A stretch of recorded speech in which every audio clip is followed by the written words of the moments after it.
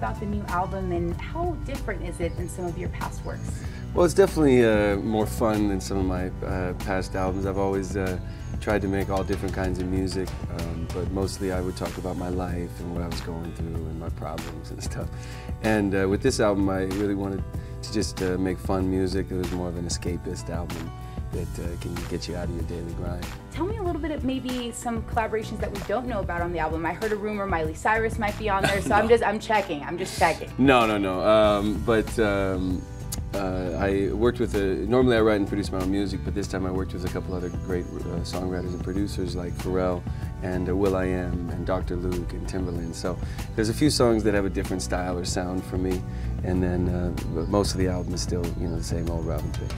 Now, as you mentioned, you're working with Pharrell again. Mm-hmm. Why is he someone, I mean, you worked with him on the evolution of Robin Thicke as well. Mm-hmm. Why is he someone that just, it works when you guys get together? Well, I think what's special about Pharrell is that he doesn't just have one sound or one style. You know, anytime you work with Pharrell, you know that he's trying to tailor-make something for and with you, so it still has individuality instead of just being a record he could have given to anybody. Normally it's very precise, so he's amazing that way. Blurred Lines, obviously the video, I mean, has blown up to become both controversial and such a topic point. Did you ever think that would happen based on the video when you were first filming it? Well, we didn't think it would cause as much controversy. We thought a few people would be like, oh, you know, boobs, you know. But no, we didn't think it would cause any trouble because our intentions were so pure, just to have a good time and make a fun song. So we didn't expect any problems. But for the most part, I haven't had any problems when I go anywhere. You know, people write some things on their blogs and stuff, but the public, I haven't encountered anything negative. And I mean, the video itself is so much fun, but your videos have always been very sexy and risque. Yeah. I mean, even featuring your wife Paula. Did you ever actually ask her or maybe question if she wanted to be in this video? Well, no, Paula and I have made a few videos together, so we weren't considering doing this one together, but a lot of the great ideas that ended up in the video were hers, and she still has her fingerprints all over it.